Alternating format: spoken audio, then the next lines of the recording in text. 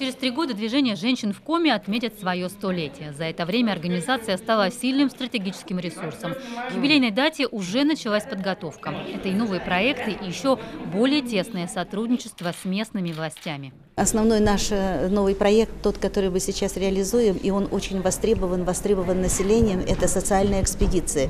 Это, в общем-то, объединение всех усилий всех общественников, усилий, может быть, и с нами едут специалисты, и юристы, и врачи, и общественной деятельности, и представители органов власти. Вы знаете, настолько масштабная последняя социальная экспедиция, это была экспедиция в Усть-Куломский район. С нами выехало более 100 человек. Социальные экспедиции планируются во все муниципалитеты. Впрочем, в городах и районах движение женщин постоянно помогает решать насущные проблемы. В первую очередь помощь нуждающимся, повышение статуса семьи. Конечно же, акции. То есть с детьми, которые находятся в трудной жизненной ситуации. У нас непосредственно акции проводятся, которые уже стали традиционными, с детским домом номер 17, который мы проводим 1 июня обязательно под названием акции «Добрый ангел».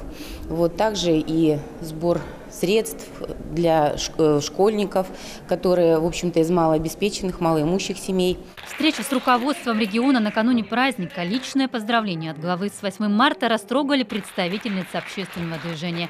Признались, что не ожидали приглашения. Сергей Гапликов отметил активное участие женщин в вопросах жизнедеятельности региона и важность уже реализованных движением проектов.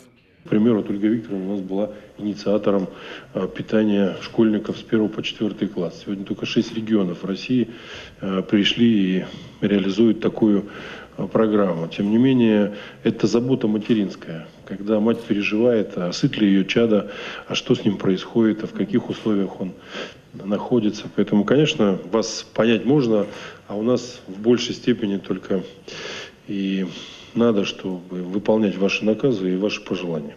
Приятную миссию Сергей Гапликов совместил с полезной. Принял к сведению предложения по патриотическому воспитанию школьников, а еще ответил на волнующие женщин вопросы, актуальные не только на региональном, но и федеральном уровне. В своем послании наш президент Федеральному собранию уделил большое внимание развитию отрасли здравоохранения, оказанию доступной медицинской помощи. Понятно, что отрасль не может развиваться без кадров. В нашей республике сложилась много лет уже серьезная дефицитная ситуация с врачами узких специальностей. Поэтому хотелось бы узнать, как будет решаться данная проблема. Укомплектованность медицинскими кадрами в Коми на 10% выше общероссийского уровня. За 2017 год из других регионов к нам приехали 163 специалиста. Половина получили финансовую поддержку.